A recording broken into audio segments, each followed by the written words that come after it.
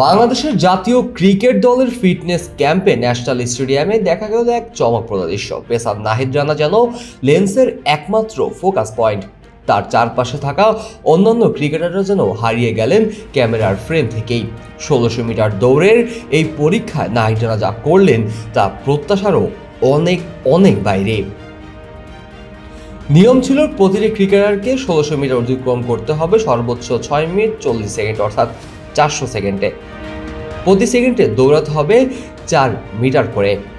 এই সময়সীমা পূর্ণকারীদের ধরা হয় স্ট্যান্ডার্ড স্তরে, আর ৬ মিনিটের মধ্যে শেষ করা যারা তবে তারা হবে এলিট প্যানেলের। নাহিদ শুধু এলিট মান পূরণ করেননি, বরং প্রায় আধা মিনিট আগে শেষ করেছেন দৌড়। ৫.৫ মিনিটের আশেপাশের টাইমিং দিয়ে তিনি প্রমাণ করলেন ফিটনেসে তার মান অনন্য স্তরে আছে। যখন নাহিদ ফিনিশ লাইনে পৌঁছালেন, মাঠে উপস্থিত কোচ সতীর্থ করতালি দিয়ে ভরিয়ে দিলেন পরিবেশ। এ ধরনের পারফরমেন্স যে কেউই আশা করেনি।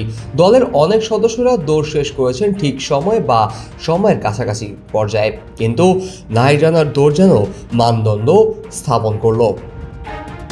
টিম ম্যানেজমেন্টের সূত্রে জানা গিয়েছে, এই ধরনের গতি ও সহনশীলতা পেস বোলারদের জন্য বিরল। নাহিদ রানার শারীরিক প্রস্তুতি ও ট্রেনিংয়ের প্রতি অঙ্গীকার তার দলের কোচিং স্টাফদের মুগ্ধ করেছে। বাবা, এত এনার্জি কই পাও? এই পাওয়ার চুমুকে অ্যাকশন। শারীরিক পরীক্ষার পাশাপাশি এমন ফিটনেস ম্যাচের পারফরমেন্সে সরাসরি প্রভাব ফেলতে পারে বলেও মনে করছেন ক্রিকেট বিশেষজ্ঞরা। এইদিকে একই পরীক্ষায় আরেক পেসার মোস্তাফিজুর রহমান শেষ করেছেন সবার পেছনে। যদিও অফিসিয়াল ফলাফল এখনো প্রকাশ করা হয়নি, প্রাথমিকভাবে জানা গিয়েছে মোস্তাফিজের প্রত্যাশিত মানের থেকেও অনেক নিচে ছিলেন। তবে টিম ম্যানেজমেন্ট বলছে চূড়ান্ত সিদ্ধান্তের আগে অফিসিয়ালদের রেজাল্টের জন্য অপেক্ষা করতে হবে।